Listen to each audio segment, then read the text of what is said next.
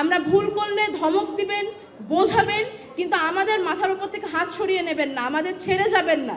আমাদের দুর্ভাগ্য এতটাই যে জুলাইয়ের ওই উত্তাল দিনগুলোতে আমাদের কপালে শহীদি পর্যন্ত জুটেনি। আপনাদের এই রাগ, আপনাদের এই ধমক, আপনাদের এই অভিযোগ, বিশ্বাস করেন আমরা আমাদের মাথায় তুলে রাখি। আপনাদের রাগের কারণ, আপনাদের ক্ষোভের কারণ আমরা বুঝি।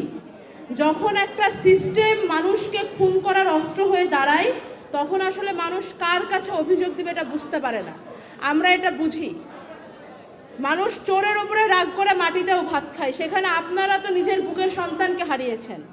আপনাদের এই রাগ, আপনাদের এই ধমক, আপনাদের এই অভিযোগ, বিশ্বাস করেন আমরা আমাদের মাথায় তুলে রাখি। অনেক কিছু করার ইচ্ছা আমাদের আছে, ছিল, চেষ্টা আমরা করেছি, চেষ্টা করে যাচ্ছি, কিন্তু যেই সিস্টেম হাজারের উপরে মানুষের প্রাণ কেড়ে নিয়েছে, সেই সিস্টেম 2 বছরে কতটুকু শুধরানো সম্ভব?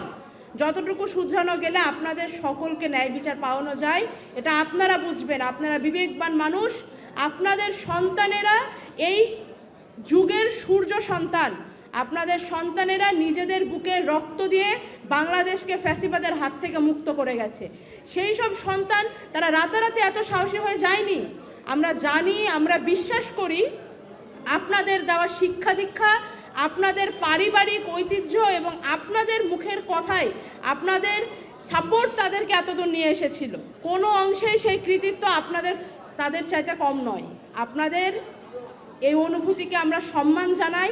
বিশ্বাস করেন আমি ব্যক্তিগতভাবে আফসোস করি যে আজকে আমার মা কিংবা বাবা আপনাদের